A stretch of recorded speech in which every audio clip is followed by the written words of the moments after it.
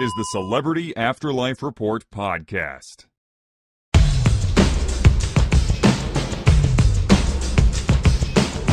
Hello and welcome to the Celebrity Afterlife Report. I am the celebrity medium. Once again, we have a lot of gossip about deceased celebrities to tell you, so let's get right to the news, shall we?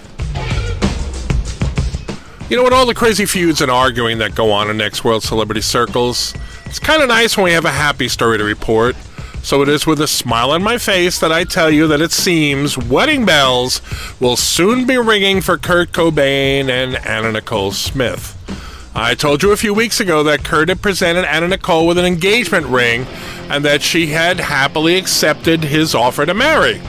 My sources inform me that Ms. Smith has been spending her time in recent days shopping for a wedding gown and trying to decide on a suitable location for the ceremony.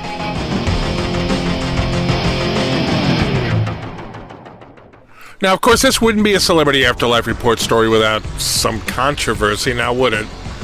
In this case, the spanner in the works, as the Brits say, is none other than J. Howard Marshall. You will remember him as the octogenarian billionaire Anna Nicole was married to, which resulted in his family accusing her of being a gold digger out to get her hands on his fortune.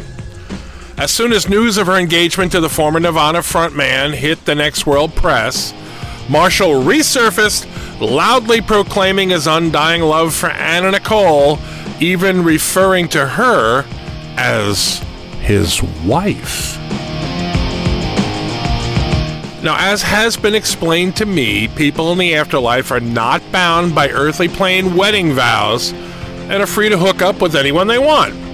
As is the case with everyone in the next world, J. Howard Marshall looks as good as he ever did as an adult before he died, so he no longer is a very elderly man, but according to sources, Anna Nicole is telling friends she has zero interest in him and is very much in love with Cobain. About a month ago on the report, I told you about an unusual partnership between physicist Albert Einstein and operetta writers Gilbert and Sullivan. The unlikely threesome was working on a musical play about Einstein titled E = MC squared. An afterlife source who saw one of the early rehearsals told me that, as is to be expected from a work still in progress, the play was rough, but coming along nicely. Now comes word that there's been a shake-up in the production. After some creative differences, as the saying goes in show business, Gilbert and Sullivan are no longer associated with the project.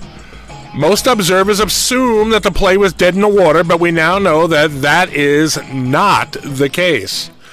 Jerry Goffin, ex-husband of Carole King, with whom he co-wrote hits like Up on the Roof, Will You Still Love Me Tomorrow, and The Locomotion, has been announced as the new songwriter for the show. I'm told that along with the ever-present James Brown, in the crowd to meet Goffin to the next world was Professor Einstein himself. Eyewitnesses say that Albert and Jerry had a long talk, and at the end of it the two shook hands, smiling. It's rumored that Einstein felt that the Gilbert and Sullivan operetta style wasn't appropriate for the show, and that he wanted to take things in a more pop direction.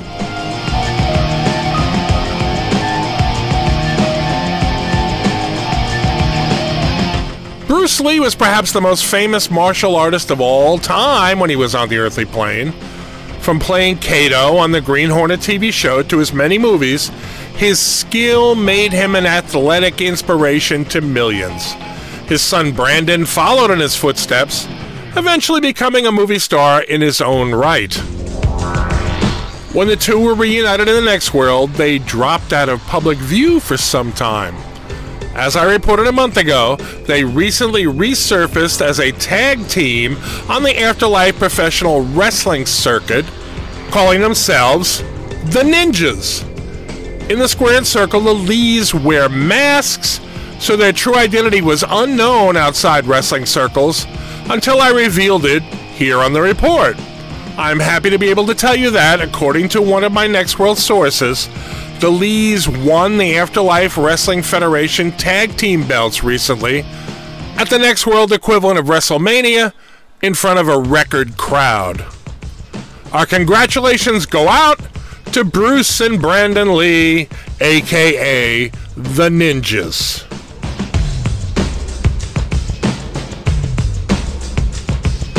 Now, before we go, I have a follow-up to last week's story about former First Lady Dolley Madison. As I told you, Ms. Madison went from being the queen of the afterlife social scene to a social pariah because of her unpredictable temperament, which had her uninviting people from her monthly parties for imaginary slights as quickly as she had invited them. In recent weeks, as people began to actively shun her in public, Dolley hired an image consultant to help her regain her social status. From a source familiar with the situation, the consultant advised Dolley to go out of her way to ingratiate herself with the public. Her idea of making nice with people was to hand out autographed photos of herself to random strangers on the street. Unfortunately for her desire to climb back up the social ladder, the reaction of those gifted by her seems to be divided between laughing at the absurdity of her gesture and ripping the photos up and throwing them in the trash. And with that, we ring down the curtain on another installment of the Celebrity Afterlife Report. Please come back next week for another roundup of gossip about all your favorite deceased celebrities.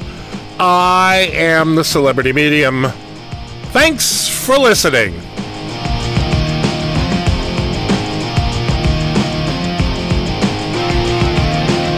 You've been listening to the Celebrity Afterlife Report podcast. To ask a question about your favorite deceased celebrity, call 818-3-MY-DREAM. 818-3-MY-DREAM. 818-369-3732.